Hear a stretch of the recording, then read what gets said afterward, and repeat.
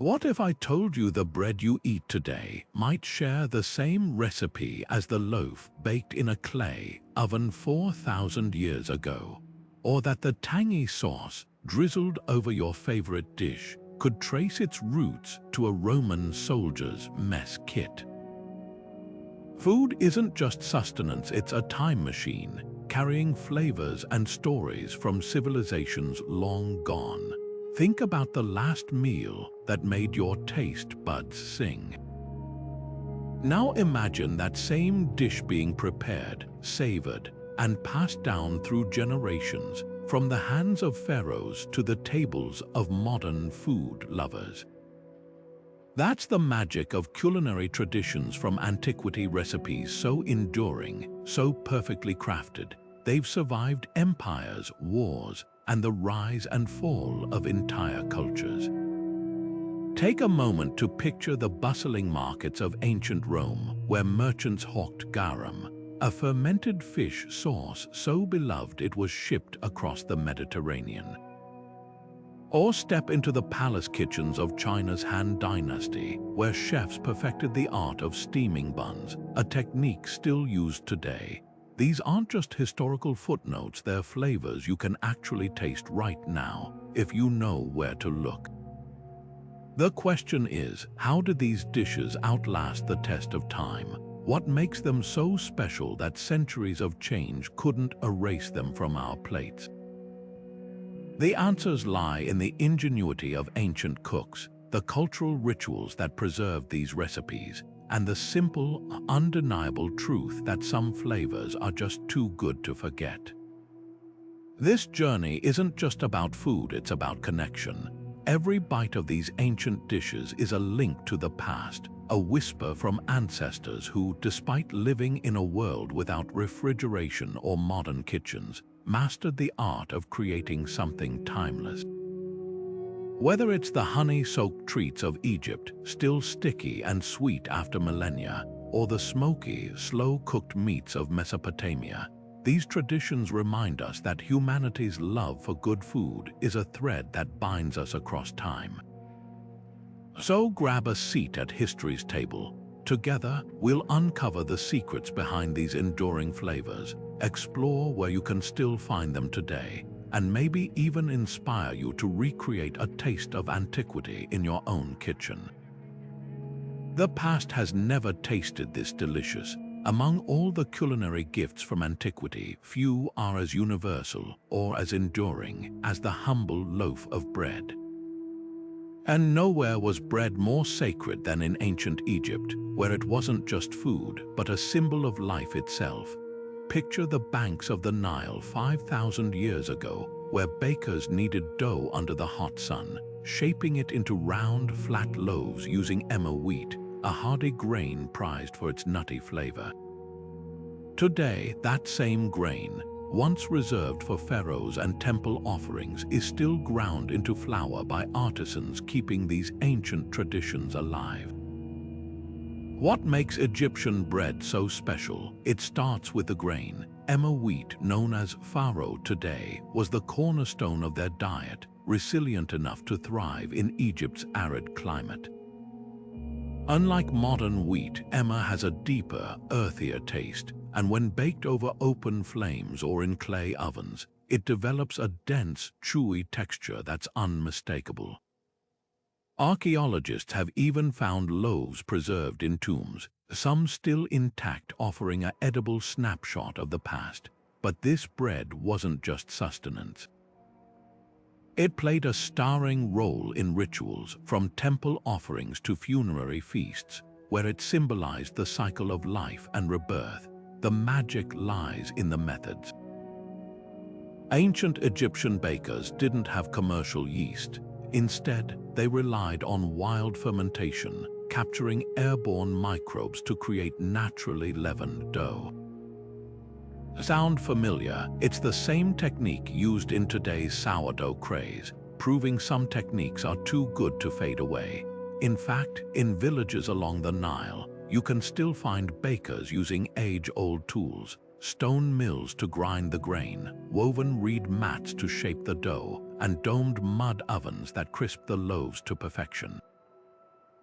Want to taste this living history? Places like Cairo's Felfella restaurant or Luxor's local markets serve up authentic versions, often paired with honey or dates, just as they were millennia ago.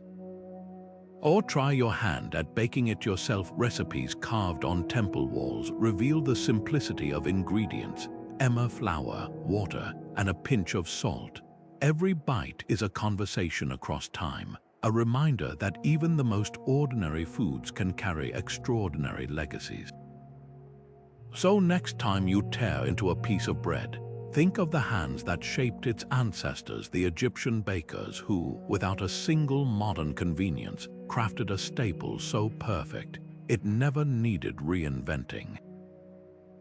Their legacy isn't just in museums, it's on your plate.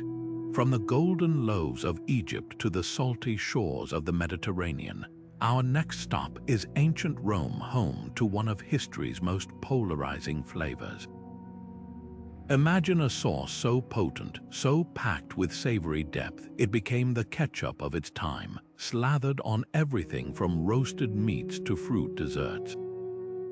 This was garum, the Roman Empire's umami obsession, a fermented fish condiment that conquered palates from Britain to Babylon. The process was anything but subtle. Picture coastal factories where mountains of fish, mackerel, sardines, even tuna guts were layered with salt and left to ferment under the sun for months. The result, a liquid gold so valuable it was traded like fine wine. Roman gourmets swore by its ability to elevate dishes, while physicians prescribed it for everything from dog bites to indigestion. But what made garum so irresistible wasn't just its bold flavor, it was science in action. The fermentation broke down proteins into glutamates, creating that addictive savory punch we now call umami, centuries before the term existed. Fast forward to today, and garum is staging a comeback.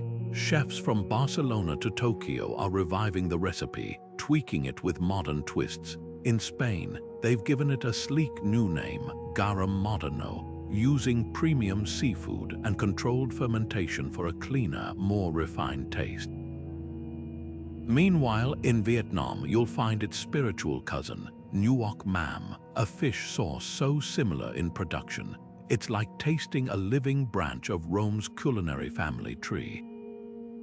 Want to experience ancient Rome's flavor revolution? Start with Colatura di Alisai, an Italian anchovy sauce hailed as garum's closest living relative. Drizzle it over pasta or roasted vegetables, and you'll understand why this ancient ingredient never truly disappeared, it just evolved. Or try a spoonful of modern recreations from specialty shops, where small batch producers are honoring the past while catering to contemporary tastes. The lesson here, some flavors are so revolutionary they outlast empires. Garum didn't just season food, it changed the way we think about taste, proving that even the boldest ideas can stand the test of time. Long before beer became a weekend treat, it was the lifeblood of civilization, literally. In ancient Mesopotamia, the fertile land between the Tigris and Euphrates rivers, beer wasn't just a drink. It was a form of wages, a religious offering, and even medicine. Picture this: 5,000 years ago, a Sumerian worker might have been paid in sila, a daily ration of beer so vital it was measured in precise clay vessels. And this wasn't the crisp, hoppy brew we know today. Mesopotamian beer was thick, porridge-like, and often sipped through straws to avoid the bitter sediment. But what made it revolutionary wasn't just its flavor. It was humanity's first great experiment in fermentation. The Sumerians didn't just stumble upon brewing, they perfected it. Using sun-baked barley, they created a rudimentary malt by soaking and drying the grains, then fermenting them in massive clay jars called cuve. Unlike modern beers, theirs was unfiltered and cloudy, sometimes flavored with dates or honey for sweetness. But here's the twist: they didn't just drink it.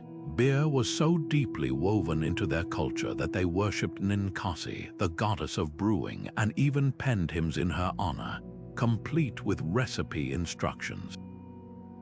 One of these, the Hymn to Ninkasi, is essentially the world's oldest surviving beer recipe, a poetic blueprint for turning grain into liquid gold. Fast forward to today, and craft brewers are tapping into this ancient legacy. In places like Dogfish Head Brewery in Delaware, archaeologists and brewmasters teamed up to recreate Midas Touch, a beer inspired by residues found in King Midas's tomb, a close cousin to those Mesopotamian brews. Meanwhile, in Belgium, experimental brewers are using clay vessels and wild yeast strains, mirroring those primordial techniques. Even the straw-sipping tradition lives on in some Ethiopian tej houses, where honey wine is served in vessels eerily similar to Sumerian designs. Want to taste a sip of history? Seek out breweries specializing in historic ales, like Off Color Brewing in Chicago or Anchor Brewing in San Francisco, where ancient grains and methods get a modern twist. Or try your hand at home brewing with recipes based on those age-old hymns. Just don't expect it to taste like your average IPA. What you'll discover is a richer, earthier flavor, a reminder that every pint poured today owes a debt to those Mesopotamian pioneers who turned barley and water into something magical. So next time you raise a glass, toast the Sumerians, the original brewmasters who proved that some innovations are truly timeless. There's something almost poetic about how a simple grape leaf can hold centuries of flavor and tradition inside its delicate folds. Enter dolmades, those tender bundles of rice, herbs, and sometimes meat, wrapped in grape leaves and steeped in history. Their story begins in the courts of Alexander the Great, where lavish banquets featured dishes designed to impress, and the art of wrapping food in leaves was both practical and elegant. Grape leaves were plentiful, their slightly tart flavor the perfect counterpoint to rich fillings, and their pliability made them ideal for creating bite-sized packages of taste. But what started as royal fare soon traveled far beyond palace walls, becoming a staple from Greece to the Levant, each region adding its own twist to this ancient recipe. The magic of dolmades lies in their versatility. In Greece, they're often vegetarian, filled with rice, pine nuts, and a generous handful of fresh dill and mint, then simmered in lemon juice and olive oil until tangy and tender. Cross into Turkey, and you might find them stuffed with ground lamb, cinnamon, and currants, a nod to the spice routes that once crisscrossed the region. Head further east to Armenia, and the filling might include apricots or pomegranate molasses, a sweet-sour contrast to the earthy leaves. Yet no matter the variation, the technique remains remarkably unchanged. Blanch the leaves, layer the filling, and roll them into neat little parcels, a process that's as meditative as it is delicious. But dolmades are more than just food, they're a symbol of hospitality and heritage. In Greek culture, serving them is a gesture of warmth, a way to welcome guests into your home. The act of rolling them is often a family affair, with generations gathering around the table to share stories while their hands work in unison. It's a dish that carries the whispers of countless cooks who have perfected their own versions over millennia. Craving a taste of this edible history, in Athens, head to a traditional taverna like Ornamageramata, where the dolmades are made daily with leaves harvested from nearby vineyards. Or visit Istanbul's Sia Sofrası, where the stuffed grape leaves come packed with flavors passed down through Kurdish and Turkish kitchens. For a hands-on experience, try making them yourself. Recipes inscribed on ancient Greek texts reveal how little the core ingredients have changed. All you need are grape leaves, rice, herbs, and a bit of patience to fold the past into every bite. What's remarkable isn't just that dolmades have survived, it's how they've thrived, adapting to new tastes while staying true to their roots. Each bite is a testament to the ingenuity of ancient cooks who turned humble ingredients into something timeless. So the next time you unwrap one of these little bundles, remember, you're not just eating a dish. You're unrolling history. Imagine cracking open an egg to find the yolk transformed into a creamy, emerald green center, while the white has turned into a translucent, amber-hued jelly. This isn't a science experiment, it's a culinary masterpiece perfected over 600 years ago. Meet the century egg, China's most intriguing preserved delicacy, a dish that defies expectations and tantalizes taste buds with its bold, complex flavors. Born during the Ming Dynasty, this method of egg preservation wasn't just about survival. It was alchemy, turning the ordinary into something extraordinary. The process is as fascinating as the result. Fresh duck, chicken, or quail eggs are coated in a mixture of clay, wood ash, salt, and sometimes tea or quicklime, then sealed in jars or wrapped in rice husks for weeks or even months. What happens next is a slow-motion transformation. The alkaline environment breaks down the proteins, giving the egg white its signature jelly-like texture and the yolk its rich, custardy consistency. Far from tasting rotten, as some assume, a well-made century egg offers a symphony of flavors: earthy, savory, with a hint of ammonia that mellows into umami depth. But why did this tradition endure? In a time before refrigeration, preservation was key, and the century egg was a stroke of genius. It provided protein year-round, even in harsh winters or long journeys. Yet it wasn't just practicality that kept it alive, it was taste. In Chinese cuisine, century eggs are celebrated for their versatility. Sliced over congee, they add a luxurious richness to the humble rice porridge. Paired with pickled ginger, they become a refreshing appetizer. In Cantonese dim sum, they're mixed with lean pork in savory, century egg and pork porridge, a dish that balances the egg's intensity with mild, comforting flavors. Today, you'll find century eggs far beyond their Ming Dynasty roots. In Taipei's night markets, vendors sell them skewered and drizzled with soy sauce and sesame oil. In Hong Kong, high-end restaurants shave them over tofu for a modern twist, and in home kitchens, they're often served with a splash of vinegar and chili oil, a combination that highlights their unique profile. For the adventurous eater, tasting a century egg is like unlocking a secret chapter of food history. Start with a small bite, perhaps in a congee bowl at a local Cantonese eatery, and let the flavors unfold. The initial earthiness gives way to a deep, almost cheese-like richness, a testament to the ingenuity of ancient cooks who turned preservation into an art form. Love them or not, century eggs are a living link to a time when food wasn't just eaten, it was transformed, revered, and passed down through generations. And that's a tradition worth savoring. There's a reason saffron has been called the gold of the kitchen, not just for its radiant color, but for the way it transforms ordinary rice into a dish worthy of royalty. In ancient Persia, saffron-infused rice wasn't just food. It was a symbol of power, wealth, and divine favor. Picture the opulent courts of Cyrus the Great, where steaming platters of jeweled rice, studded with barberries, pistachios, and threads of saffron, were served to impress diplomats and dignitaries. This wasn't mere sustenance, it was diplomacy on a plate, a culinary masterpiece designed to showcase Persia's sophistication and access to the rarest spices along the Silk Road.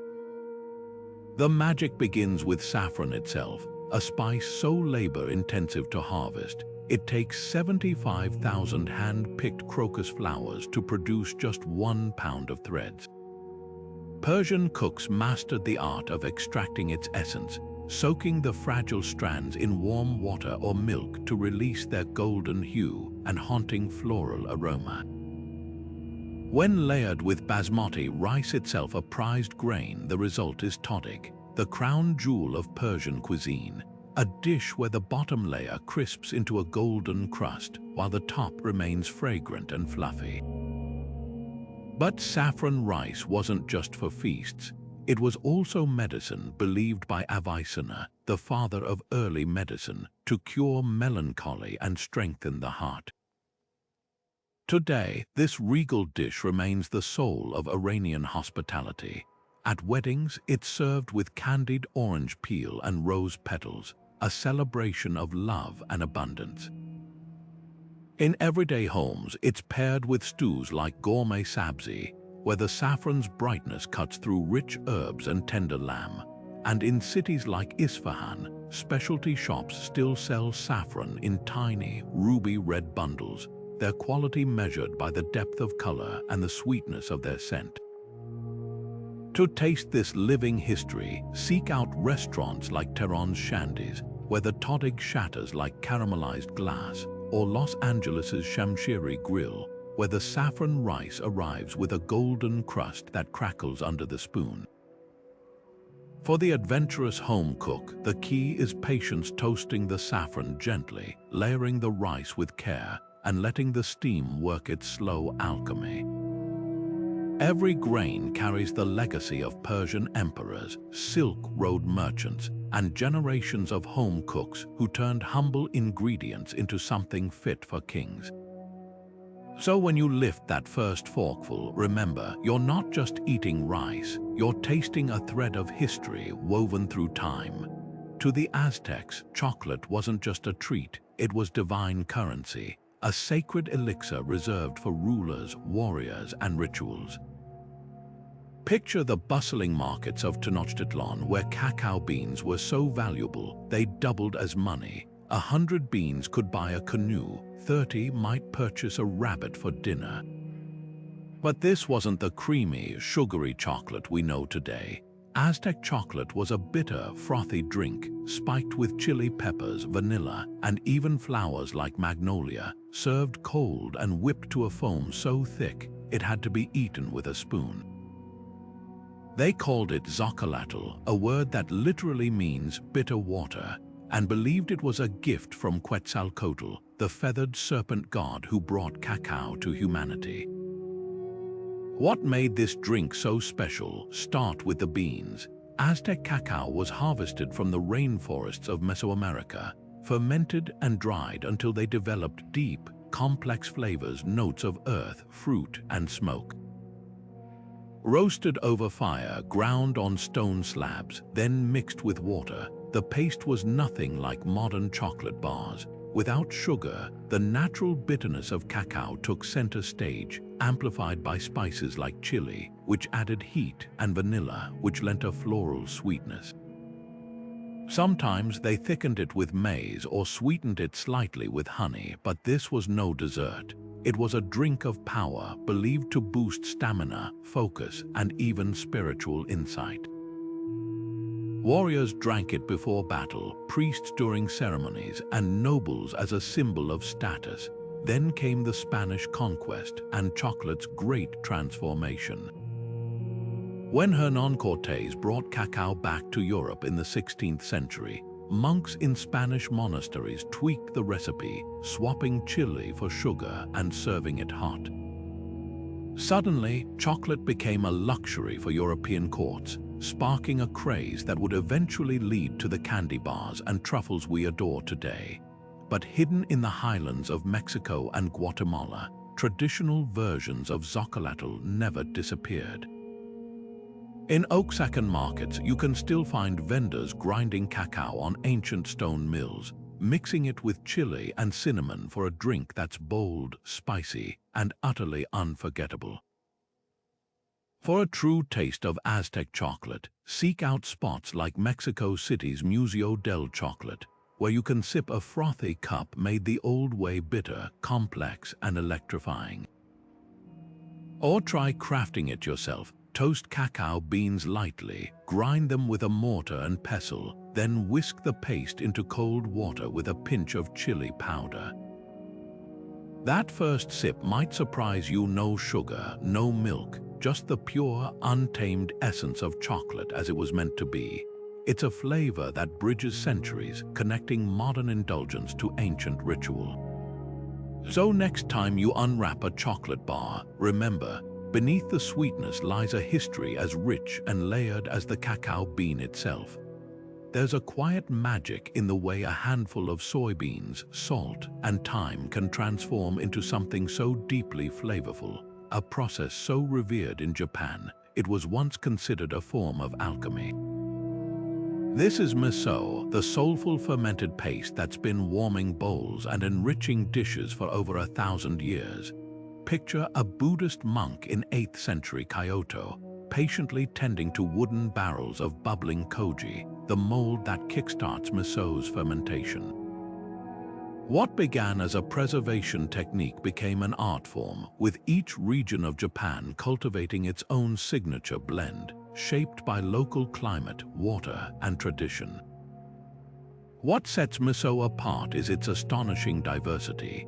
In snowy Hokkaido, you'll find rich, dark red miso, aged for years until it develops a molasses-like depth, perfect for hearty stews that fend off winter's chill. Travel south to Kyoto, and the miso turns lighter, almost sweet, a delicate shiro miso made with more rice and less soy, reflecting the refined palate of the ancient capital. Then there's Nagoya's famed hacho miso, crafted exclusively from soybeans and aged in cedar vats for up to 3 years, yielding a bold, umami punch that's become a regional obsession. The secret lies in the koji, the national fungus of Japan. This tiny mold, cultivated on steamed rice or barley, is the engine behind miso's fermentation, breaking down proteins and starches into a symphony of savory, sweet, and tangy notes. Monks discovered that by adjusting ratios: more koji for quicker, sweeter miso, more soybeans for dense, robust versions, they could create an entire spectrum of flavors. And just like wine or cheese, terroir matters. The humidity of coastal regions, the mineral-rich waters of mountain springs, even the type of wood used for aging barrels all leave their mark on the final product. Today, artisanal miso makers still honor these ancient methods. In Kanazawa, family-run shops like Yamato Soy Sauce and Miso Co. ferment their miso in century-old cedar kegs, while in Tokyo's Tsukuji market, vendors hawk small-batch miso infused with yuzu or seaweed. For the ultimate experience, visit a traditional miso shop like Marukome in Nagano, where you can sample varieties side by side, from creamy white miso to earthy mugi miso made with barley. Or slip into a Tokyo izakaya and order a steaming bowl of miso soup made with regional miso. Perhaps a dollop of akamiso from Sendai, its rusty hue and smoky depth telling the story of northern Japan's rugged terrain. But miso isn't just for soup. Modern chefs are rediscovering its versatility, using it to glaze salmon, caramelize vegetables, or even fold into desserts like miso caramel. At Kyoto's Kikanoi, Chef Yoshihiro Murata crafts a miso-marinated cod that's become legendary, while in New York, restaurants like Besu blend miso into dressings and cocktails, proving its timeless appeal. To taste miso is to taste patience itself, a slow, deliberate transformation that turns simplicity into complexity. Whether you're whisking it into a quick broth or savoring it in a Michelin-starred dish, every spoonful carries the wisdom of generations. So the next time you stir miso into a pot, remember, you're not just cooking, you're continuing a ritual that's been perfected over centuries, one fermentation vessel at a time. In the quiet hours of an Indian evening, as the sun dips below the horizon, there's a ritual that's been unfolding for millennia, a cup of golden-hued turmeric milk, steaming and fragrant, cradled between weary hands. Known as haldi doodh in Hindi, this isn't just a drink, it's a liquid embrace, a remedy steeped in the ancient wisdom of Ayurveda. Picture a healer in Varanasi 3,000 years ago, grinding fresh turmeric rhizomes into a paste, blending it with warm milk and a whisper of black pepper, then offering it to soothe sore throats, ease joint pain, or calm restless minds. This was medicine before pharmacies, wellness before hashtags, and its legacy is as vibrant today as the spice that gives it its radiant color. Turmeric's power lies in curcumin, the compound responsible for its anti-inflammatory and antioxidant properties. But Ayurveda's genius was in pairing it with milk, a carrier for fat-soluble curcumin, and black pepper, which boosts absorption by up to 2,000%. This wasn't accidental chemistry. It was meticulous observation honed over centuries. Texts like the Charaka Samhita, written around 300 BCE, detailed turmeric's use for everything from wound healing to detoxification, while mothers passed down the recipe as a cure all for childhood coughs and sleepless nights. The drink was so revered, it became a staple in wedding rituals, symbolizing purification and prosperity, and even found its way into ceremonial blessings. Fast forward to today, and turmeric milk has crossed oceans, rebranded as golden milk on cafe menus from Los Angeles to London, but the heart of the tradition remains intact. In Jaipur's spice markets, vendors still sell fresh turmeric roots alongside pre-mixed blends of ground spices, cinnamon, cardamom, ginger, ready to stir into milk. In Kerala, it's served in clay cups to enhance the earthy notes, while Punjabi households might sweeten it with jaggery for a caramel-like depth. The modern wellness world has embraced it too, with baristas frothing it into lattes and influencers touting its anti-inflammatory benefits. Yet for all its trendiness, the soul of the drink hasn't changed. Want to taste this ancient elixir? In Mumbai, visit Café Madras for a version steeped with fresh turmeric and coconut milk, or try Bangalore's 3 dots and a dash, where it's spiked with a hint of star anise. For a DIY experience, the recipe is beautifully simple. Simmer milk with turmeric, a pinch of black pepper, and a cinnamon stick, then strain and sip slowly. Some add a dab of ghee for richness, others a touch of honey for sweetness, but the magic is in the ritual, the slow stirring, the way the heat coaxes out the spice's essence. What's remarkable isn't just that turmeric milk survived, it's how it evolved without losing its roots. From Ayurvedic texts to Instagram feeds, it's a reminder that some traditions don't just endure, they grow richer with time. So tonight, as you cradle your own cup, remember, you're part of a chain that stretches back to the very dawn of healing, one golden sip at a time. Picture a windswept Norse longhouse where the fire pit's glow illuminates a massive iron cauldron bubbling with a thick, aromatic stew. This was skause, the Viking answer to comfort food, a dish so essential it fueled raids, sustained families through brutal winters, and even played a role in their myths. Legend has it that the god Thor once slurped a version of this stew from a magical cauldron that never emptied, a fitting metaphor for a dish designed to feed armies and communities alike. Unlike the delicate spices of Persia or the intricate sauces of Rome, Viking cuisine was built for endurance. Skause was simplicity at its most brilliant. Whatever ingredients were on hand, dried fish, root vegetables, wild game, or barley, simmered together for hours until flavors melded into something greater than the sum of its parts. What made skause revolutionary wasn't just its practicality, but its adaptability. Archaeological finds from Viking-age settlements reveal traces of ingredients as varied as whale meat in Iceland to wild apples in Denmark, all bound by one common technique: slow cooking in a cast iron pot.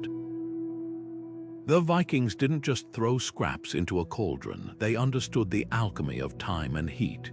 Tough cuts of meat became tender, herbs like juniper and thyme infused depth, and fermented fish sauce, a cousin to Roman garum, added a punch of umami.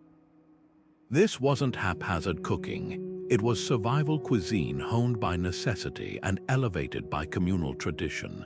Families would contribute ingredients to a shared pot, making skause a literal melting pot of resources and flavors. Today, this Viking staple is experiencing a renaissance. In Norway's Lofoten Islands, chefs at restaurants like Himmel og Haven recreate skause using cod heads and seaweed, ingredients a Norse fisherman would recognize. Over in Sweden's Faviken Magasinet before its closure, Magnus Nilsson famously served a modern interpretation with elk and wild mushrooms, aged in a wooden trough. But the most authentic versions might be found at historical reenactment festivals, where blacksmith-forged cauldrons hang over open fires and stews simmer for days just as they did 1,000 years ago. For a taste of this history, visit Copenhagen's Sankt Peders Badgery, where a hearty lamb and barley skause pays homage to Viking traditions. Or try making it yourself. Start with a base of smoked meat or fish. Add hardy vegetables like parsnips and onions, and season with caraway or wild garlic for a whisper of Nordic forests. The secret, as any Viking would tell you, is patience, letting the stew thicken and deepen until every spoonful carries the weight of 1,000 winters. What's striking isn't just skause's endurance, but its universality. From Tokyo's Nabe hot pots to Louisiana's gumbo, the idea of communal, slow-cooked stew transcends cultures. But the Viking version reminds us that the simplest dishes often have the richest stories of resilience, community, and the timeless human need for a hot meal at the end of a long journey.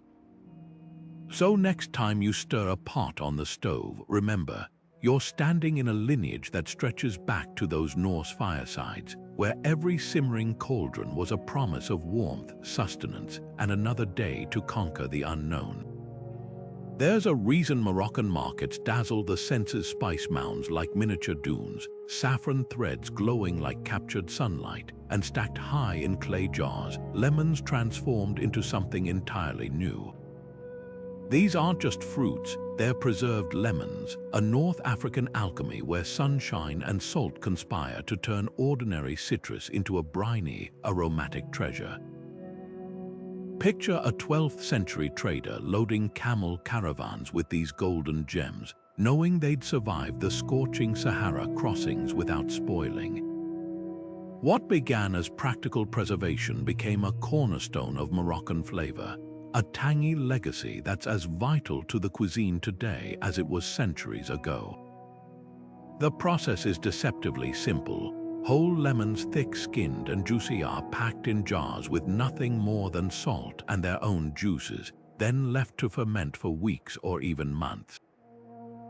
The salt works its magic, softening the rinds until they become almost translucent, while the pulp mellows into a complex, umami-rich paste. But the real revelation is the peel. Unlike the bitter pith of fresh lemons, preserved rinds develop a floral, almost candied depth with a salty punch that brightens everything it touches. This isn't just a condiment, it's a flavor amplifier, a secret weapon in dishes from Fez to Marrakech. Take the iconic tagine, where preserved lemons perform a kind of culinary sleight of hand. Simmered with chicken, olives, and saffron, they dissolve into the sauce, their acidity balancing the richness of the meat while infusing every bite with a lingering, citrusy perfume. Or consider a simple salad of diced tomatoes and cucumbers, where a few slivers of preserved lemon elevate humble ingredients into something extraordinary. Even modern chefs far from Morocco's borders have embraced their versatility, folded into aioli for fish, minced into salad dressings, or even blended into cocktails for a saline twist on a gin and tonic. To taste this tradition at its source, visit the labyrinthine souks of Essaouira, where vendors like Spice Bazaar Abdul sell jars layered with lemons and bay leaves, their aromas intoxicating. In Casablanca, restaurants like Le Cabeston showcase them in seafood dishes, where their brightness cuts through the brine of fresh oysters. But you don't need a plane ticket to experience the magic. Making preserved lemons at home requires just 2 ingredients and patience. Slice lemons nearly into quarters, pack them with coarse salt, and let time do the rest. Within weeks, the transformation begins, a slow dance between salt and citrus that mirrors the patient rhythms of Moroccan life itself. What's remarkable isn't just the technique's endurance, but its refusal to be replaced by shortcuts. No paste or powder can replicate the way preserved lemons meld into a dish, their flavor unfolding in layers, first salty, then tangy, finally sweet. They're a reminder that some traditions don't just survive, they become indispensable. So the next time you taste a tagine or stir a spoonful into couscous, remember, you're not just adding a garnish, you're stirring in 1,000 years of ingenuity, one golden wedge at a time. Imagine a world where the very food you eat isn't just nourishment, it's the substance from which your ancestors believed life itself was formed. For the Maya, corn wasn't just a crop, it was sacred, the literal flesh of humanity. Their creation myth, the Popol Vuh, tells of gods molding the first people from maize dough, mixing it with water to form their blood. This wasn't mere poetry, it was a worldview that shaped every aspect of their civilization, from rituals to daily meals. And at the heart of it all was the humble tortilla, a food so vital. Its preparation was considered a sacred act, passed down through generations like a living prayer. Step into a Maya village today, and you'll witness this ancient tradition alive and well. Women knead masa corn dough treated with lime in a process called nixtamalization into perfect circles, then slap them onto a clay griddle known as a komel. The scent of toasting corn fills the air as the tortillas puff slightly, their edges curling just enough to catch the heat. This isn't fast food, it's slow alchemy. The nixtamalization process, discovered over 3,000 years ago, unlocks corn's nutrients, making it richer in protein and calcium, a testament to Maya ingenuity. Each tortilla carries the imprint of the hands that shaped it, a tactile connection to a time when food was never taken for granted. To taste this legacy, head to Mexico's Yucatan Peninsula, where tortillerias like La Lupita in Mérida still grind heirloom corn on stone mills, just as their ancestors did. Or visit the highlands of Chiapas, where Maya women at markets like San Cristobal's Mercado de Santo Domingo press tortillas as by hand, serving them warm with nothing but a sprinkle of sea salt, a simplicity that lets the corn's natural sweetness shine. For a deeper dive, seek out Milpa farmers who cultivate corn the ancient way, planting it alongside beans and squash in a symbiotic trio the Maya called the Three Sisters. But the real magic lies in how these tortillas transcend time. Modern chefs from Oaxaca to Mexico City are reviving heirloom corn varieties like blue conico or red olatio, showcasing flavors lost to industrial farming. At restaurants like Pujol, Enrique Olvera's famed tasting menu begins with a single, perfect tortilla, an homage to its foundational role in Mexican cuisine. Meanwhile, in New York's Casa Enrique, chefs import Oaxacan masa to recreate tortillas with the earthy depth that only heritage corn can provide. What makes Maya tortillas extraordinary isn't just their history, it's their resilience. Despite centuries of change, the ritual remains: the grinding, the shaping, the cooking over fire. Every bite is a reminder that some foods aren't just eaten, they're remembered, revered, and reborn with each generation. So when you hold a freshly made tortilla, consider this: you're not just holding bread, you're holding a piece of the cosmos, shaped by hands that have known this craft since the dawn of civilization. There's a particular kind of magic in the way honey transforms flour into something transcendent, a truth the Byzantines understood better than anyone. Picture a lavish banquet in Constantinople's great palace where golden honey cakes glistened on silver platters, their sticky sweetness perfuming the air with notes of cinnamon and clove. These weren't just desserts, they were edible diplomacy, served to impress foreign ambassadors and celebrate imperial victories. But their story begins long before Byzantium's golden age, in the temples of ancient Greece, where honey cakes called melitauta were offered to gods like Artemis and Demeter, their sweetness symbolizing abundance and divine favor. What made these cakes so enduring? Start with the ingredients. Honey, the star, wasn't just a sweetener but a sacred substance. Ancient Greeks believed it was the nectar of the gods, a gift from bees who were thought to bridge the earthly and divine. Mixed with coarse barley flour, crushed nuts, and sometimes sesame, the batter was baked until the edges crisped, creating a contrast of textures that's still irresistible today. When the Romans adopted the recipe, they added eggs for richness, and by the time Byzantium's chefs refined it, the cakes had become delicate, almost cake-like, infused with exotic spices from the Silk Road like cardamom and nutmeg. The secret to their survival, portability, and longevity. Honey's natural preservative properties meant these cakes could travel, stashed in saddlebags by soldiers, packed for pilgrims, or traded along bustling Mediterranean routes. Monks on Mount Athos still bake versions of these cakes today, using recipes scribbled in medieval manuscripts, their kitchens fragrant with the same aromas that once filled Byzantine palaces.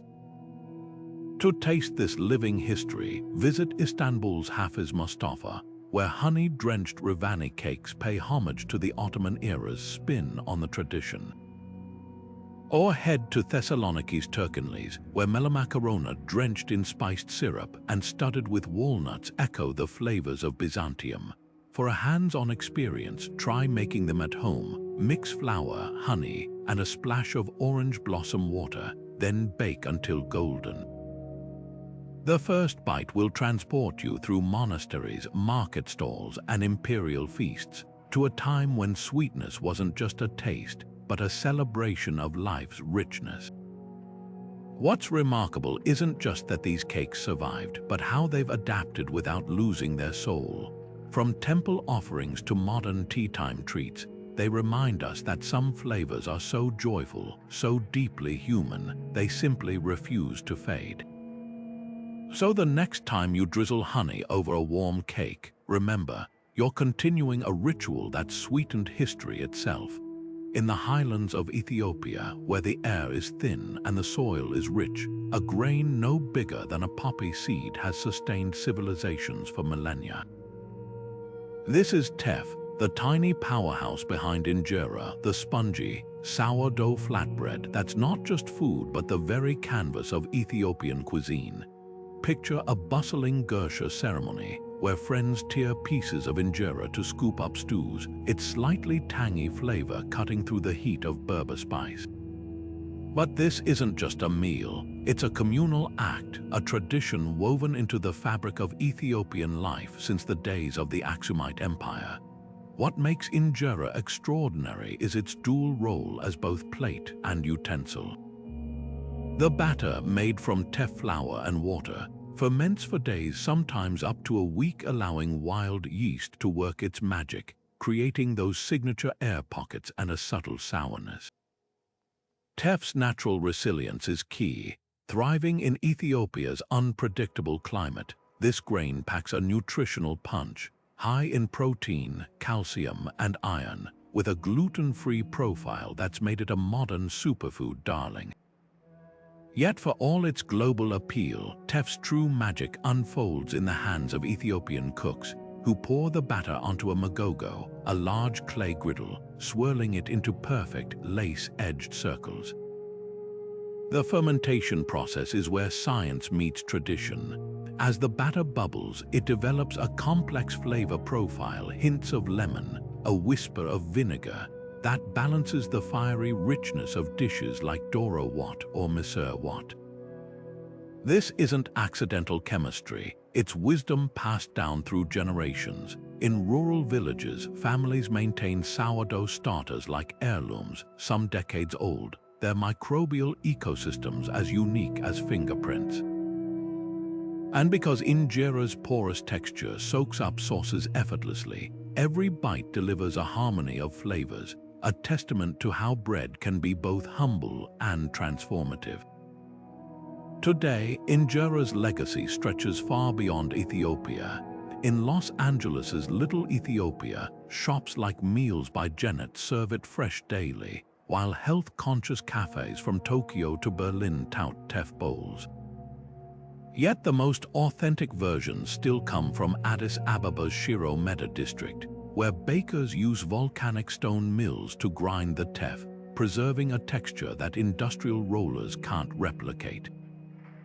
For travelers, a meal at Yad Abyssinia offers more than taste. It's theater, with injera piled high on woven baskets, its earthy aroma mingling with incense. Want to experience this ancient staple at home? Seek out teff flour from brands like Maskell and embrace the slow fermentation true injera can't be rushed. As the batter breathes and grows, you're not just making bread, you're nurturing a living thread to the past. From Aksumite feasts to modern tables, injera remains a testament to the ingenuity of those who turned a tiny grain into a culinary masterpiece.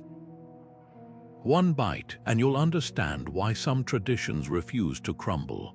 High in the Andes, where frost clings to the mountainsides even in daylight, the Inca turned a simple potato into something miraculous: chuño, a freeze-dried superfood that could last for decades. Picture a Quechua farmer spreading thin slices of bitter papa amarga across the rocky ground, letting the freezing night air and blazing sun work in cycles to suck out every drop of moisture. What emerged was a lightweight, rock-hard nugget, virtually indestructible, capable of feeding armies during long marches or sustaining villages through harsh winters. This wasn't just preservation, it was culinary alchemy born from necessity in one of the world's most unforgiving landscapes. The process is as ingenious as it is ancient. After harvest, potatoes, especially the ultra-starchy, bitter varieties like tunta, are laid out on blankets or woven mats. For 3 nights, they freeze solid under the Andean stars. By day, they thaw under the intense sun, their cellular structure breaking down as the water evaporates. Farmers trample them gently to speed up dehydration, repeating the cycle until the potatoes shrink into chalky white or dark gray pebbles. The result, a shelf-stable ingredient with a shelf life measured not in months but in generations. Spanish chroniclers wrote of finding chuño stockpiles in Inca storehouses, still edible after 50 years, a testament to its resilience. But chuño isn't just a relic of survival, it's a living tradition. In modern Peru and Bolivia, cooks rehydrate these freeze-dried potatoes into chuño futi, a hearty stew thickened with the starch released during soaking. The flavor is earthy, almost nutty, with a unique chewiness that absorbs the smoky depth of dried llama meat or the brightness of ají peppers. In La Paz's Mercado Lanza, vendors sell bags of chuño alongside fresh potatoes, while highland restaurants like Gustu in Bolivia reinvent it as a gourmet ingredient, pairing it with foraged herbs and native cheeses. What's fascinating is how chuño bridges past and present. During El Niño seasons, when floods destroy fresh crops, rural communities still rely on stockpiled chuño, just as their ancestors did. Meanwhile, NASA has studied the technique for potential use in space travel, intrigued by its lightweight longevity. For travelers, tasting chuño is a journey into Inca ingenuity.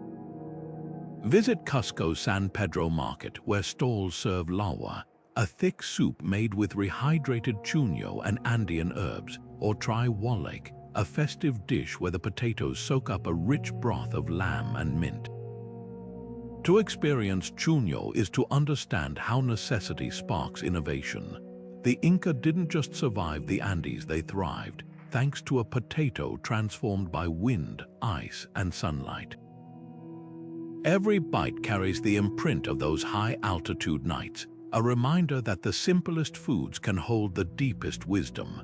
Golden and glistening like liquid sunlight, mead has hummed its way through history, from Viking longhouses to medieval banquets, where it was poured from ornate horns into the cups of warriors and kings. This wasn't just any drink, it was the nectar of legends, a fermented alchemy of honey, water, and time that fueled sagas, sealed alliances, and even inspired myths of Valhalla's endless feasts. Picture a Norse chieftain raising a chalice of this honeyed brew, its sweetness cut by the wild tang of local herbs, a drink so cherished it was buried with the dead as provision for the afterlife. What made mead so special wasn't just its flavor, it was its magic. In an era before vineyards or distilleries, mead was the original celebratory elixir, born from the simplest of ingredients yet capable of capturing the essence of a place, a season, even a people. The process was as poetic as it was practical. Wild honey, harvested from hollow trees or rocky crevices, was diluted with water and left to ferment with whatever botanicals were at hand, maybe juniper berries from Nordic forests or heather blossoms from Scottish moors. Unlike beer or wine, which relied on cultivated grains or grapes, mead was a product of untamed landscapes. The Vikings called it emjord, and they believed it bestowed strength and poetic inspiration. In Anglo-Saxon England, it was the centerpiece of mead halls, where the clinking of cups accompanied tales of heroism. Even the Welsh bards sang of mead, crediting it with sparking creativity. This wasn't mere superstition. Honey's natural sugars, combined with wild yeast, created a drink that could range from lightly effervescent to richly syrupy, depending on the maker's skill and patience. Fast forward to today, and mead is experiencing a renaissance. Craft meaderies like B. Nectar in Michigan or Superstition Meadery in Arizona are resurrecting ancient recipes, experimenting with everything from lavender-infused batches to barrel-aged varieties that rival fine whiskey. In Denmark, Dansk Emjord still brews a version inspired by Viking-era finds, while Poland's Apis Meadery uses techniques recorded in medieval monastic texts. The appeal: modern drinkers are rediscovering mead's versatility. It can be crisp as cider, deep as sherry, or sparkling like champagne. At events like the Mead Free or Die Festival in New Hampshire, enthusiasts gather to taste wildflower meads alongside bold interpretations spiced with chili or aged in bourbon casks. To truly appreciate mead's legacy, visit the Mead Hall in Reykjavik, where Viking-era brews are served in replica drinking horns, or seek out Hiver Beers in London, which blends mead with craft beer for a hybrid that's both ancient and cutting-edge. For the adventurous home brewer, the basics remain unchanged: honey, water, and thyme. The magic lies in the details: the floral notes of orange blossom honey versus the caramel depth of buckwheat, or the way adding fruit transforms it into melomel, a medieval favorite. What's striking isn't just mead's revival, but its timelessness. From Beowulf's feasts to Game of Thrones-themed taverns, it's a drink that refuses to fade into history. Every sip carries the whisper of clinking cups in torchlit halls, a reminder that some flavors are so potent they outlast empires. So next time you raise a glass of mead, know this: you're not just tasting honey. You're drinking the past fermented into liquid gold. Few foods spark as much delicious debate as baklava, that irresistible symphony of crisp phyllo, buttery layers, and honeyed nuts that crunches and melts in the same bite. Is it Greek, Turkish, Arab? The answer is as layered as the dessert itself. Picture the opulent kitchens of Istanbul's Topkapi Palace in the 15th century, where Ottoman sultans feasted on baklava so prized it was carried through the streets in ceremonial processions during Ramadan. Yet dig deeper and you'll find roots stretching back to ancient Assyria, where early versions were baked in wood-fired ovens, their nut fillings sweetened with date syrup instead of honey. What makes baklava's history so contentious is how perfectly it mirrors the crossroads of empires. The Byzantines likely adopted it from the Assyrians, adding their own twist with local walnuts and thyme-infused honey. When the Ottomans conquered Constantinople, they transformed it into the delicacy we know today: paper-thin phyllo dough, a technique perfected in palace kitchens, layered with pistachios from Gaziantep and bathed in rosewater syrup. Yet across the Aegean, Greek bakers claim it as their heritage, pointing to Byzantine manuscripts describing similar pastries. Meanwhile, in Beirut and Damascus, baklava is often scented with orange blossom water and cut into diamond shapes, a tradition passed down through generations of Levantine sweetmakers. The magic lies in the details. Authentic baklava isn't just stacked, it's orchestrated. Each sheet of phyllo is brushed meticulously with clarified butter to achieve that signature flakiness, while the nut-filling pistachios in Turkey, walnuts in Greece, or almonds in Syria is coarsely ground for texture. The syrup, poured hot over freshly baked layers, is a balancing act too soon, and the pastry turns soggy too late and it stays brittle. Master bakers know the exact moment to drizzle, ensuring every bite soaks up just enough sweetness without losing its crunch. To taste these regional rivalries firsthand, visit Istanbul's Karakaş Lokumkusu, where emerald green pistachio baklava has been made since 1895, or Athens' Krinos, a family-run shop since 1923, whose honey-drenched version clings to Byzantine traditions. In Damascus al-Rabi, the baklava is perfumed with cardamom, a nod to the spice routes that once crisscrossed the city.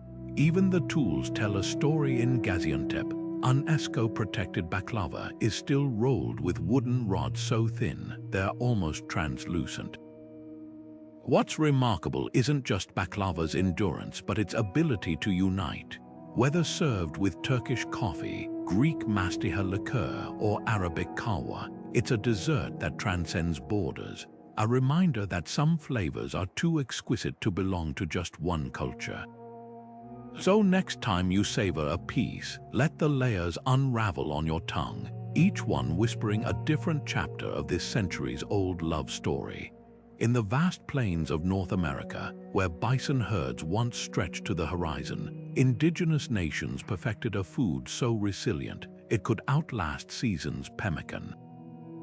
Picture a Lakota hunter carefully slicing lean bison meat paper-thin, drying it in the sun until brittle, then pounding it into flakes with stones, mixed with rendered fat and crushed chokecherries. This dense, energy-packed cake became the ultimate survival ration, capable of sustaining travelers for months without spoiling.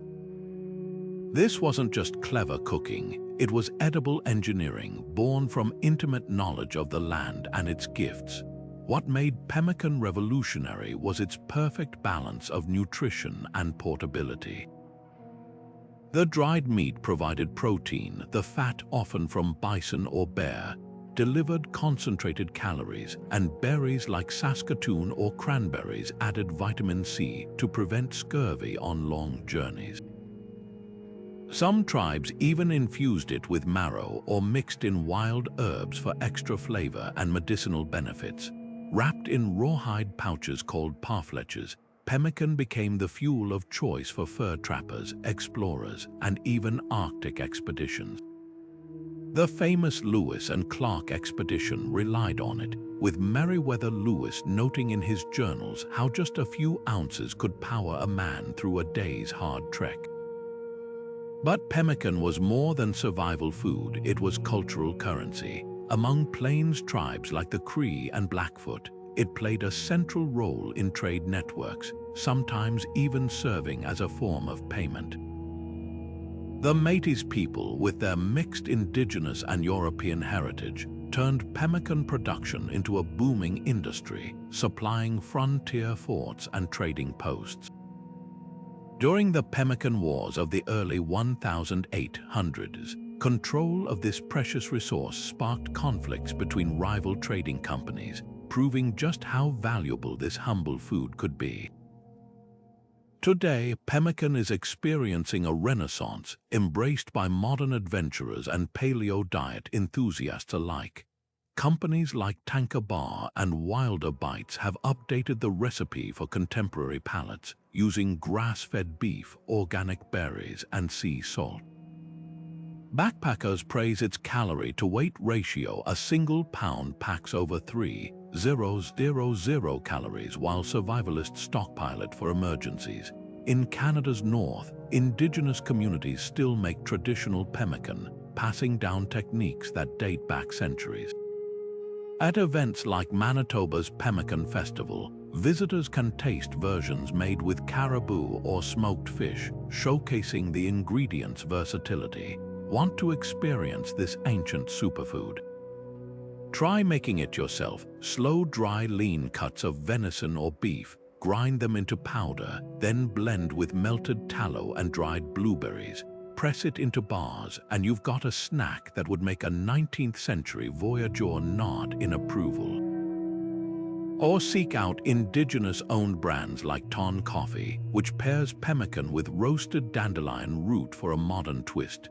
The genius of pemmican lies in its simplicity. No preservatives, no artificial additives, just pure nourishment honed by necessity. In a world obsessed with expiration dates, it's a reminder that the best solutions often come from listening to the wisdom of those who have lived closest to the land. Every bite carries the resilience of the people who turned scarcity into sustenance, proving that true innovation doesn't need a lab, just respect for tradition and the rhythms of nature. There's a reason kimchi jars bubble like tiny laboratories, each one a living testament to Korea's 4,000-year love affair with fermentation. Picture this, a crisp autumn day in a traditional kimjang ceremony, where entire communities gather to prepare enough spicy, fermented cabbage to last through winter. Mountains of vibrant Napa cabbage are salted, rinsed, and slathered with a fiery paste of gochugaru chili flakes, garlic, ginger, and jiotgul fermented seafood that adds a punch of umami. This isn't just food preservation, it's a cultural symphony where every ingredient and gesture carries generations of wisdom. Kimchi's magic lies in its duality. It's both fiery and tangy, crunchy and tender, a side dish and a culinary cornerstone. The fermentation process, driven by lactic acid bacteria, transforms humble vegetables into probiotic powerhouses, packing more gut-friendly microbes than a dozen yogurt cups. Ancient Koreans didn't know the science, but they recognized kimchi's ability to ward off illness and boost stamina, a belief modern studies now confirm. During the Silla dynasty, warriors were said to march on kimchi-fueled energy, while Joseon-era physicians prescribed it for digestion and vitality. Yet kimchi is anything but monolithic. Travel Korea today and you'll find hundreds of regional varieties. In Seoul, Bichu kimchi Napa cabbage reigns supreme, its ruby red leaves folded into tight bundles. Head to Jeolla province and you'll taste Kaekakjugi, a radish kimchi with a satisfying crunch. Coastal towns like Jeju add oysters or squid for briny depth, while winter specialties like dongchimi swap heat for a refreshing, watery brine with crisp daikon radishes. Even the fermentation vessels tell a story. Traditional ongi pots, made from porous clay, allow just enough airflow to cultivate perfect acidity. The global kimchi craze is no accident. From New York's Momofuku to Copenhagen's Noma, chefs tout its versatility, using it to spice up tacos, fold into fried rice, or even ferment into kimchi butter. In Seoul's Gwangjang market, stalls like Kimchi Halmoni sell heirloom recipes passed down for decades, while supermarkets stock space-age kimchi refrigerators designed to maintain the ideal fermenting climate. For the boldest experience, visit during Kimjang season, November to December, when neighborhoods transform into open-air kitchens and the air thrums with the rhythm of chopping and mixing. Want to taste this living history? Seek out Jonga Kimchi, a brand using centuries-old methods, or try Jumsun Insam Kimchi, infused with ginseng for an energizing twist. Better yet, make your own. Start with a simple mak kimchi, chopped kimchi, and let time work its magic. As the flavors deepen from sharp to mellow over weeks, you'll understand why kimchi isn't just a dish. It's a resilient, ever-evolving dialogue between past and present, one spicy, tangy bite at a time. Long before cream cheese and graham crackers, the ancient Romans were already perfecting their own version of cheesecake libum, a sacred dessert so beloved it was literally fit for the gods. Picture a bustling Roman household in 200 BC, where a simple mixture of ricotta like cheese, flour, and eggs would be shaped into small loaves, baked over an open flame, and drenched in honey before being offered at household shrines to Juno or Vesta. This wasn't just a sweet treat, it was a ritual, an edible prayer for protection and prosperity. But what made libum so special wasn't just its role in worship, it was its unexpected sophistication. Unlike the dense, heavy cheesecakes we know today, Roman libum was light, almost fluffy, with a subtle tang from sheep's milk cheese and a fragrant sweetness from local thyme or bay-infused honey. The recipe, preserved in the writings of Cotto the Elder, reads like a culinary time capsule. Farmers would use fresh cassis, a soft curd cheese similar to modern ricotta or farmer's cheese, mixed with just enough spelt flour to bind it, then wrapped in bay leaves for aromatic depth. The bay wasn't just for flavor, it acted as a natural baking parchment, keeping the cake moist while infusing it with an herbal perfume. When baked, the cheese would puff slightly, creating a texture somewhere between a soufflé and a modern cheesecake, while the honey glaze caramelized into a glossy, golden shell. Archaeologists have even found libum-shaped votive offerings in Pompeii, proof of how deeply this dessert was woven into daily life. Fast forward to today, and libum is enjoying a quiet revival. In Rome's Antico Forno Rossioli, bakers recreate it using pecorino romano and chestnut honey, serving it alongside espresso for breakfast. Over in London's The British Museum Cafe, their version stars in a Roman feast menu paired with figs and walnuts. But the most authentic tastes might come from home kitchens, where food historians like Sally Granger, author of Cooking Apicius experiment with exact replicas of Cotto's recipe, down to the clay oven temperatures. The result, a cake that's startlingly modern, its creamy interior and honeyed crust bridging 2,000 years of dessert cravings. For those eager to taste history, start with a simple adaptation. Mix ricotta, a touch of flour, an egg, and a drizzle of honey. Then bake in a bay leaf-lined dish at 350 degrees until just set. The first bite reveals why this recipe endured. It's unfussy yet elegant, humble but deeply satisfying. Or visit Sicily's Caseificio Borderie, where cheesemakers still produce tuma, the closest living relative to ancient Cassius, perfect for libum purists. What's remarkable isn't just libum's longevity, but its adaptability. From temple offerings to trendy cafes, it's a dessert that refuses to be forgotten. So the next time you enjoy a slice of cheesecake, remember, you're savoring a descendant of a Roman masterpiece, one that's been sweetening lives since the days of togas and triumphs. In the misty highlands of Scotland and the rugged coasts of Ireland, warriors once carried a food so simple yet so sustaining, it became the backbone of their strength, the humble oat cake. Picture a Celtic warrior striding into battle with a sack of these dense, nutty discs tucked into his belt, each one packed with enough slow-burning energy to fuel him through long marches and fierce skirmishes. Made from little more than oats, water, and a pinch of salt, oat cakes were the original power bar, a testament to how necessity can forge culinary genius. Unlike delicate breads that spoiled quickly, oat cakes were hardy, resistant to mold, and could last for weeks, even months, when stored properly. This wasn't just food, it was survival itself, baked into a flat, unassuming circle. The secret to their endurance lay in the oats, a grain uniquely suited to the damp, cool climates of the British Isles. While wheat struggled in the rocky soil, oats thrived, offering a reliable crop that could withstand harsh conditions. Celtic bakers would toast the oats lightly over an open flame, grind them into coarse meal, then mix them with water or buttermilk to form a stiff dough.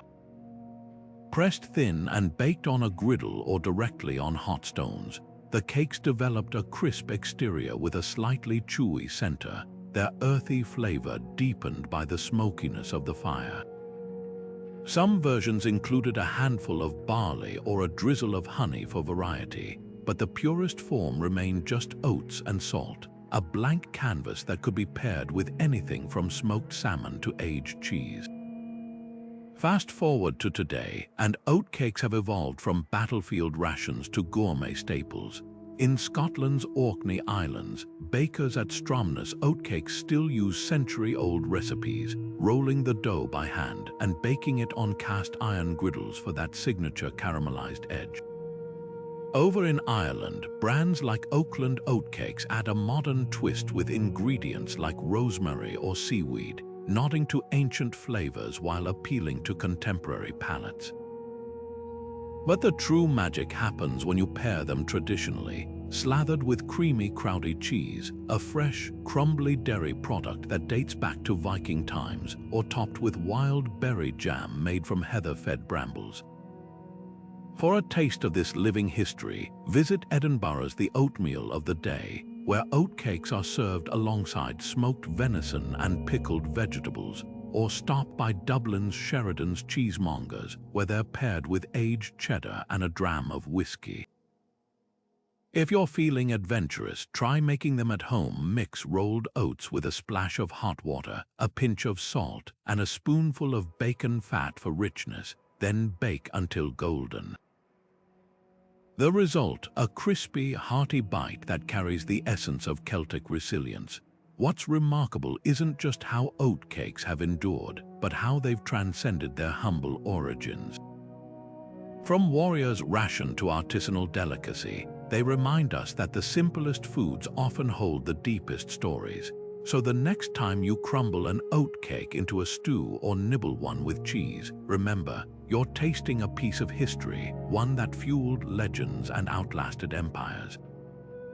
4,000 years ago, in the shadow of Babylon's towering ziggurats, royal chefs penned the world's oldest known recipe onto a clay tablet, a lavish lamb stew fit for the table of a Mesopotamian king.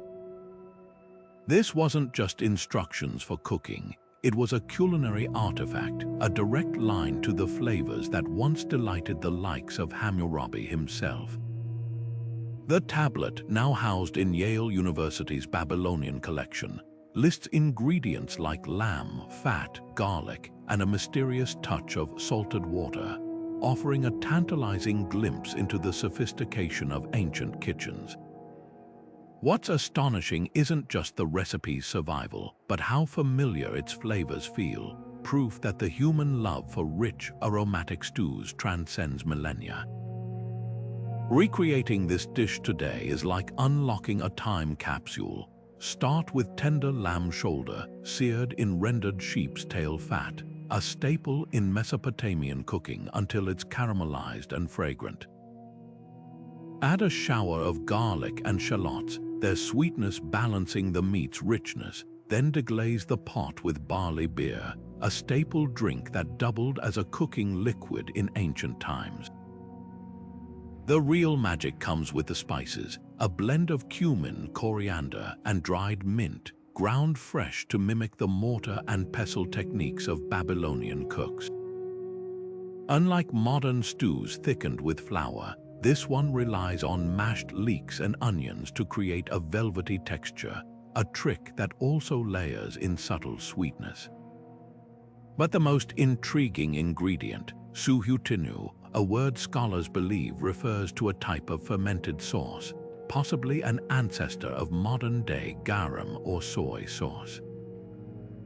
While the exact recipe is lost, a splash of fish sauce or miso paste bridges the gap, adding that umami depth ancient chefs clearly prized. Simmer everything slowly, just as they would have in bronze cauldrons over open fires, until the lamb falls apart at the touch of a spoon. Serve it over flatbread, the original Mesopotamian, plate, and garnish with a sprinkle of fresh herbs, and you've got a dish that would earn nods of approval from any Babylonian noble.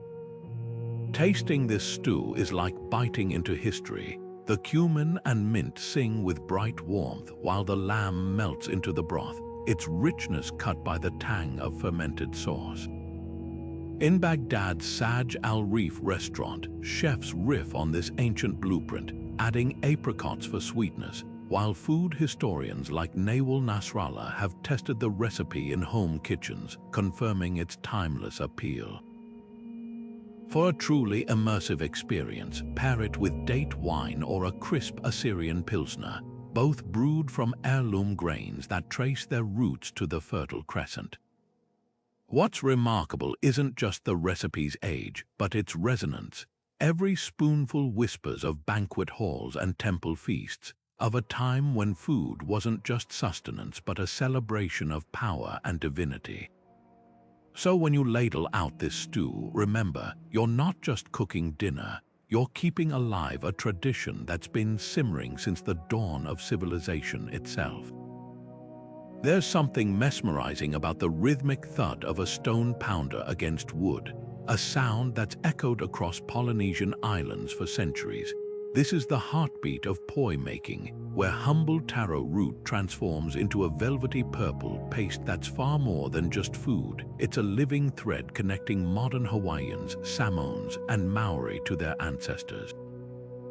Picture a family in a traditional halau, their hands working in unison to steam, peel, and pound the taro into a smooth, slightly sticky consistency, the air thick with the earthy sweetness of this sacred crop. To the uninitiated, poi might look like simple starch, but to Polynesian cultures, it's the very essence of community, history, and identity rolled into every bite. Taro itself is steeped in legend.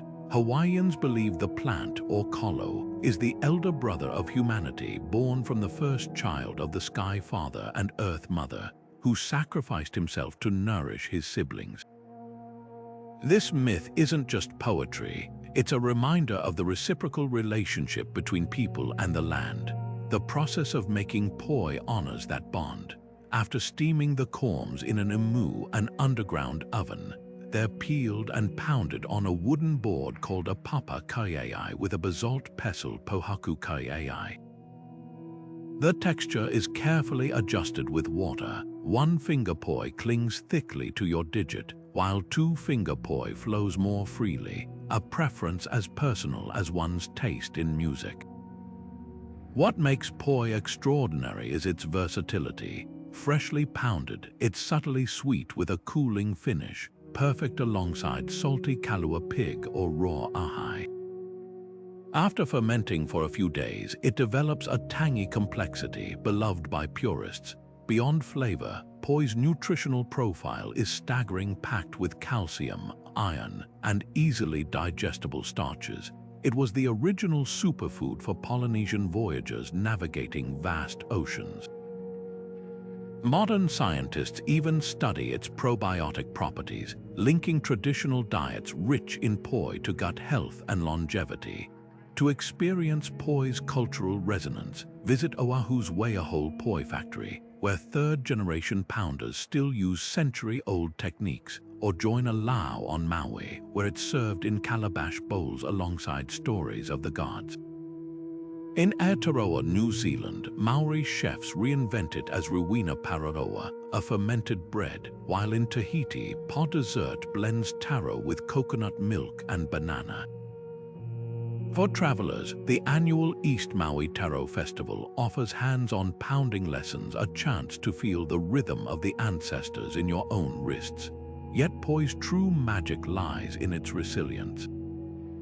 Despite colonial pressures that nearly erased taro farming, communities have revived ancient loi flooded taro fields, ensuring this tradition thrives. Every bowl of poi is a declaration that some bonds between land, food, and people are too sacred to break. So when you dip your finger into its cool, silky depths, remember, you're not just tasting a staple. You're sharing in a ritual that has nourished islands since the first voyagers navigated by the stars.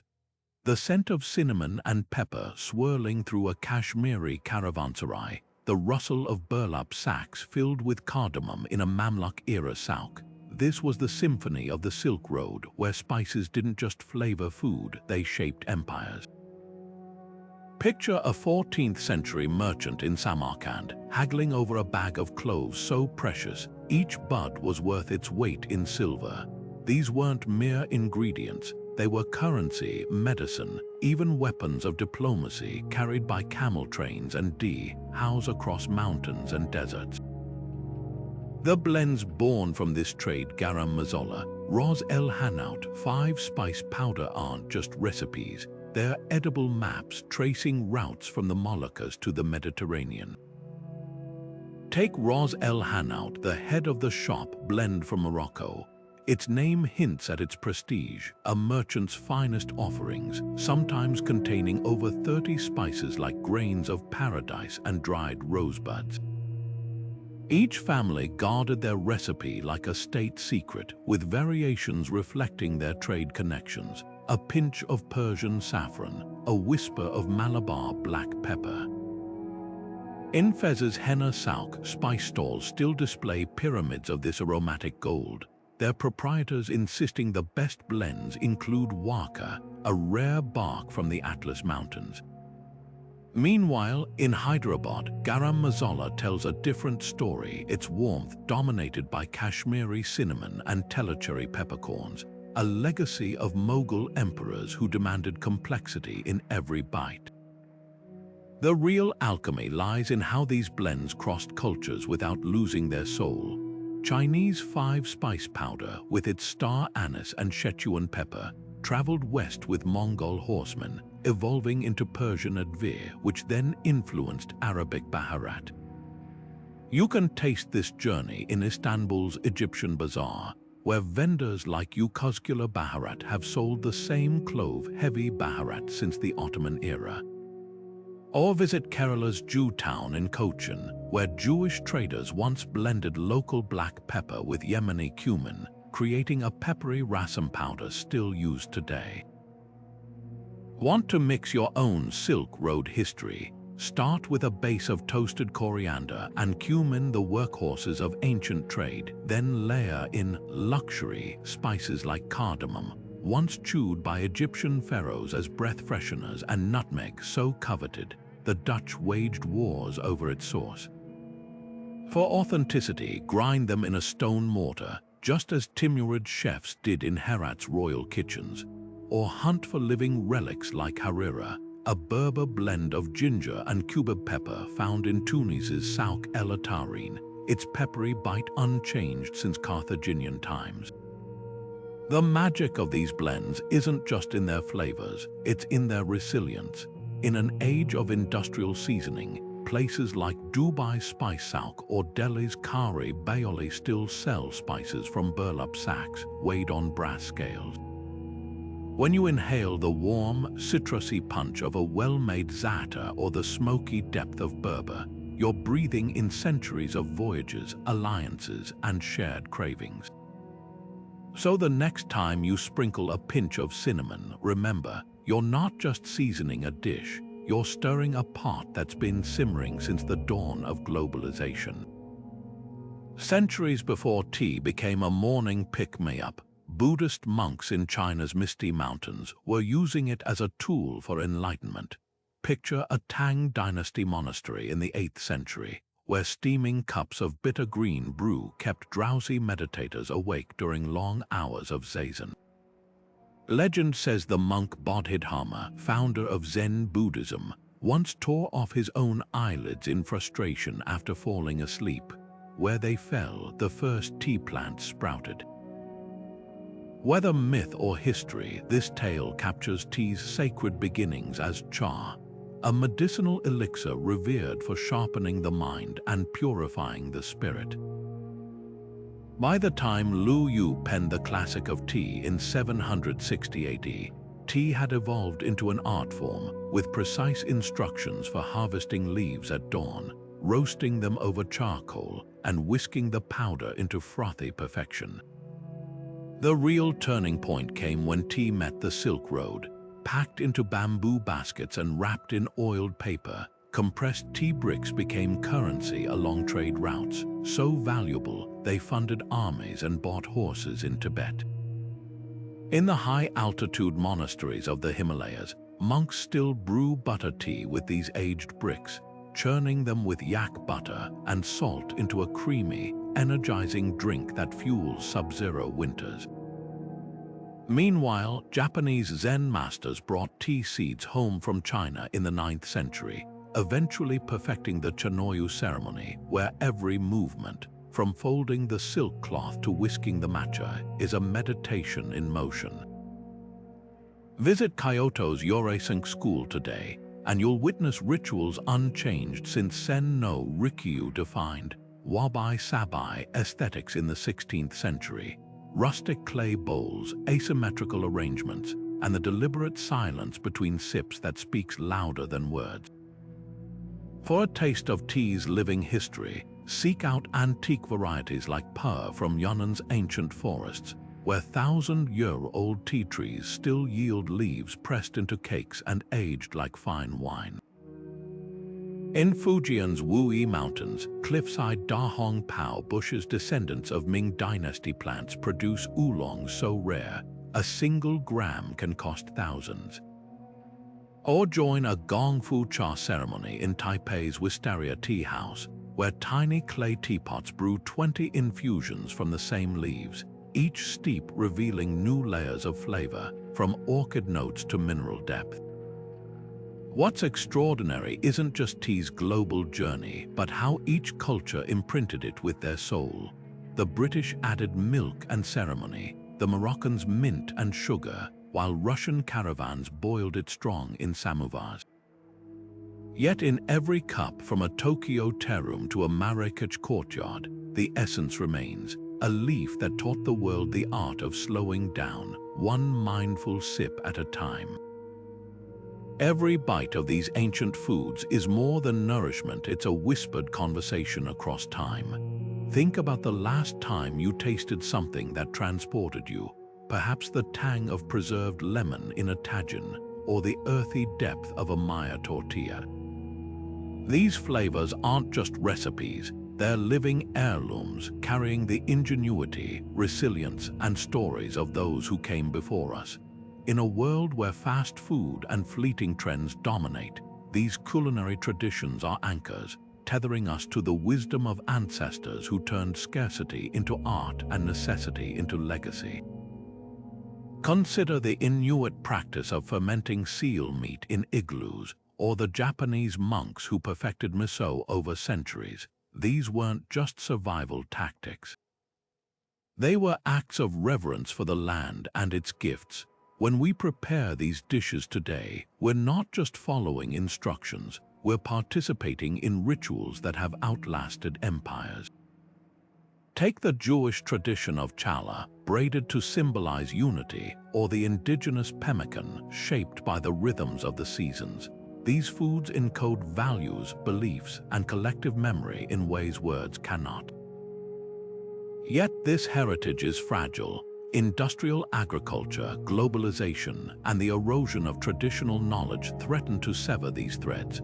When an heirloom grain like teff or a fermentation technique like skause disappears, we don't just lose a flavor, we lose a piece of human ingenuity. Organizations like Slow Food's Arc of Taste are racing to catalog endangered foods, from Sicilian pistachios to Navajo peach varieties, but the real work happens in home kitchens. Every time someone chooses to grind corn for tortilla as the Maya way or ferment cabbage for kimchi as Korean grandmothers do, they're keeping a flame alive. The beauty of these traditions lies in their adaptability. Norwegian skause evolves into modern stews, Aztec chocolate inspires artisanal bars, and Roman garum finds new life in vegan umami pastes. This isn't stagnation, it's dialogue. When chefs like Peru's Pierre Leon or Nigeria's Michael Elegbede reinterpret ancestral dishes, they're not rewriting history, they're adding new verses to an ancient song. So what can we do? Start small. Cook one historic recipe a month, dolmades, Injera, and share it with someone. Visit ethnic groceries and ask about traditional ingredients. Support indigenous farmers growing heritage crops. Above all, listen. Behind every preserved lemon or century egg is a story of migration, trade, or survival waiting to be heard. These flavors remind us that innovation isn't always about inventing something new. Sometimes it's about remembering something old. And in that remembering, we find not just the taste of the past, but the ingredients for a richer future. As we reach the final course of this culinary journey through time, let's pause to savor the true gift these ancient flavors offer. Not just a taste of the past, but a mirror reflecting our shared humanity. Every dish we've explored, from the Viking cauldrons to the Maya cornfields, carries something extraordinary, proof that food is never just fuel. It's a language of resilience, a canvas for creativity, and a lifeline connecting generations. Imagine a Roman baker's hands shaping libum dough in the same motion used by a Sicilian non, not today, or a Joseon-era Korean mother passing her kimchi crock to her daughter with the same pride as a modern Seoul chef fermenting their first batch. These aren't coincidences, they're threads in a global tapestry woven by hunger, love, and ingenuity. What's striking isn't just how these dishes survived, but how they resonate now. In a world of instant meals and disposable flavors, there's a growing hunger for what these traditions offer: slowness, intention, and connection. Think of the craft breweries reviving Mesopotamian beer techniques, or the chefs from Lima to Copenhagen fermenting garum anew. This revival isn't nostalgia, it's recognition. An acknowledgement that the solutions to modern problems, food waste, health crises, even loneliness, might lie in the wisdom of those who cooked with the whole plant, honored fermentation's magic, and turned meals into communal rituals. So here's your invitation: become part of this story. Maybe it's seeking out a bowl of toddig at a Persian cafe, or trying your hand at nixtamalizing corn for tortillas. Perhaps it's as simple as sharing a century egg with a friend, watching their face shift from skepticism to surprise. Every time we choose these flavors, we vote for a world where heritage isn't stored in museums, but simmering on stovetops and folded into lunchboxes. Before you go, tell us in the comments which ancient dish surprised you most. Was it the Viking skause with its battlefield grit, or the delicate balance of a Byzantine honey cake? Hit subscribe to join us for our next adventure, where we'll unearth more edible time capsules, from forgotten spice routes to medieval feasts. Until then, remember, history's most enduring recipes weren't preserved by accident. They survived because they were too delicious, too ingenious, or too meaningful to leave behind. And that's a tradition worth passing on.